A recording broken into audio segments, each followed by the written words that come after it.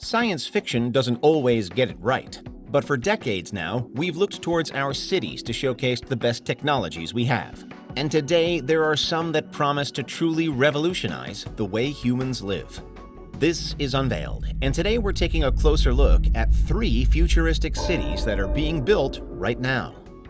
Do you need the big questions answered? Are you constantly curious? Then why not subscribe to Unveiled for more clips like this one, and ring the bell for more thought-provoking content. The city of the future concept has had a somewhat checkered past, and the experiments we've seen in history haven't always gone to plan. In the 1960s, for example, the US Navy ran a series of tests involving an ocean habitat known as Sealab. The idea was to build a facility underwater where people could live for long periods of time, as well as to test out the reality of living in isolation and to gather data on deep-sea diving. The project had 3 phases, Sealabs 1, 2, and 3, but was ultimately shut down after that 3rd iteration because of numerous problems, including sabotage and even death. Elsewhere, researchers have before looked into building a completely self-contained ecosystem with Biosphere 2 in 1991. This futuristic habitat was again designed to test out the possibility of living in an environment cut off from the outside world. Biosphere 2 contained a number of distinct environments within itself. It had its own ocean, its own rainforest, a fog desert, and a grassland. Participants in the experiment attempted to survive in this mini-world, but it too was eventually shut down after various problems.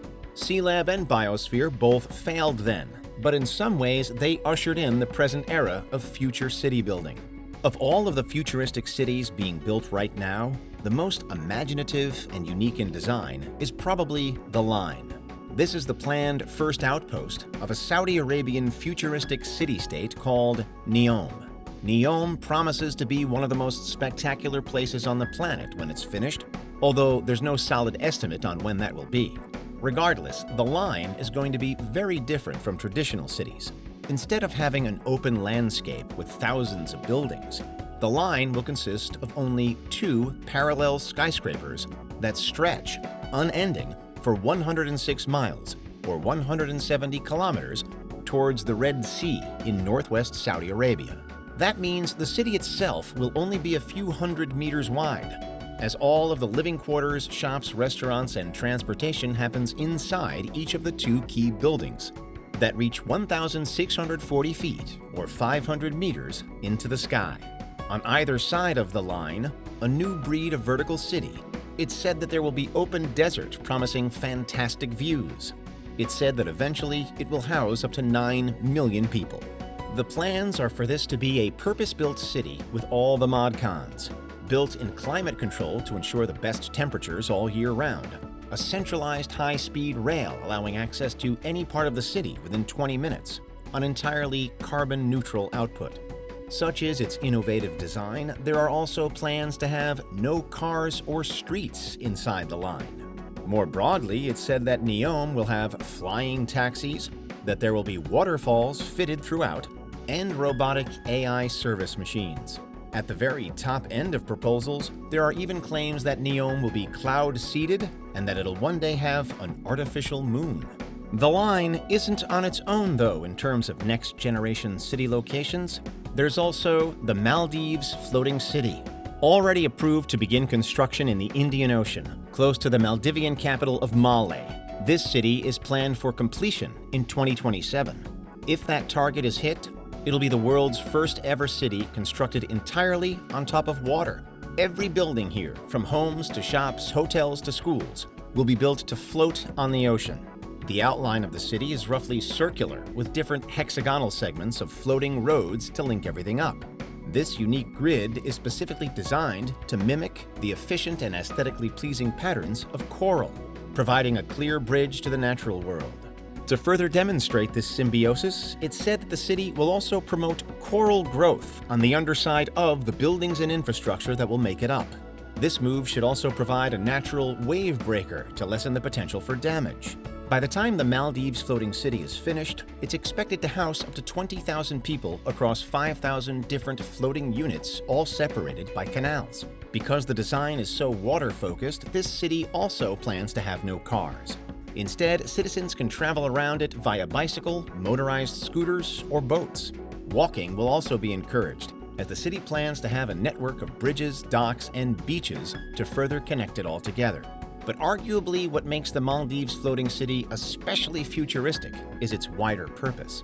It's being built to directly combat climate change, which is projected to lead to rising sea levels that will inevitably cover certain areas of land underwater. The islands of Maldives, as they are particularly at risk. But by building the first city to truly exist on top of the water, it's hoped that this place will become a pioneer for water-based settlements all over. But finally, and when we more stereotypically picture a futuristic landscape, there's a tendency to imagine a hub of technological sophistication and advancement most of all. When we consider future cities purely by these metrics, Japan's Woven City might just be the most advanced that's currently under construction. Being built at the base of Mount Fuji by the famous car manufacturer Toyota. The idea behind it is to create a living laboratory where great thinkers will gather to innovate and bring new technology into the world. One of the main hopes for Woven City is that it will revolutionize transportation by separating roads based on purpose and method of commute. If all goes to plan, a series of different, clearly categorized streets are going to be built. One for pedestrians, one for personal vehicles, and one for automated cars. There will then be a fourth underground pathway built specifically for the transportation of goods in and out of the city. From the beginning, efficiency has been at the heart of this design. Most exciting, however, are some of the other technological plans. Although Woven City will be constructed mostly out of wood, it will also be truly a smart city, designed that way from the start, rather than converted after the fact as is happening in some other locations. The many different buildings of Woven City will be connected with sensors that share data back and forth. This is similar to how devices in smart homes can now be paired to our phones, but on a much larger scale. Here, the buildings, the people, and the vehicles will all share data, which will then be channeled toward testing and developing different AI technology to maximize its potential. To continue a running theme, Woven City will also feature self-driving vehicles rather than old-fashioned cars, and these will be zero emission. In terms of energy, it's all run off of solar power and hydrogen fuel cells. The smartness of the city goes further, though, with proposed sensor-based AI installed inside homes, too, to monitor every citizen's personal health, while AI service machines will be fully integrated as well in a bid to make life even easier. Woven City will initially be open to only 360 residents, mostly innovators, but there are already plans to expand to 2,000 residents in the near future. Phase 1 for the project hopes to open between 2024 and 2025. Times are certainly changing, and the city age on Earth is fast entering a whole new era.